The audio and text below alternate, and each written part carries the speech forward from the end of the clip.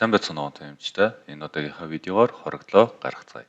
За хорогдлоо гаргахын тулд хамгийн түрүүнд нэвтрэх хэсгээс админ эрхийг нэвтэрж орно. Нэвтэрж орсны дараа зүүн гар талд үндсэн цэсүүд харагдаж байгаа. Үүнээс та цэс гэсэн цэсийг сонгоно. Цэс гэсэн цэсийг сонгосны дараа хорогдол гэсэн цэсэн дээр дарж орно. За одоо харин бараагаа уншуулна. Тэхийн тулд та тухайн барааны баркодыг уншуулж болно. Мөн F6 бараа хайх гэсэн хэсэг дээр нэрээр хайх боломжтой. За тэгээд тоош ирхээ оруулаад нийлүүлэгчээ сонгож өгөөд хорогдлын төрлөө сонгоно. За хорогдол буцаасан бараа дотоод зардал хангамжийн материал бусад гэх мэт төрлөөс. За үүний дараа хадгалах F2 төвчийг дараад тайлбараа оруулж өгнө.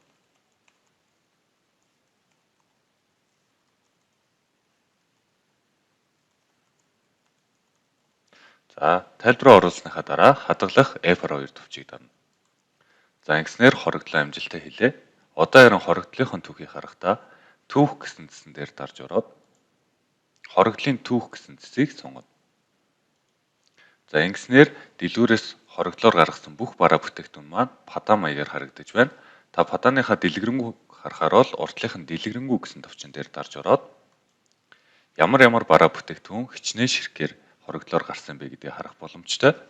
Мөн та энэ цэсээс хорогдлоо буцааж болно. Тэхийн тулд тухайн падааны хойдолд байрлах X тэмдэглэгээтэй товчон дээр дараад тухайн падааныг устгах уу гэсэн тохиолдолд тийм гэсэн товчийг дарна. За ингэснээр хорогдлын амжилттай буцаалаа. Та хорогдлынхон дэлгэрэнгүй тайлан харахаар бол тайлан гэсэн цэсэн дээр дарж ороод барааны тайлан гэснээс зарлах гэсэн цэсийг сонгоно.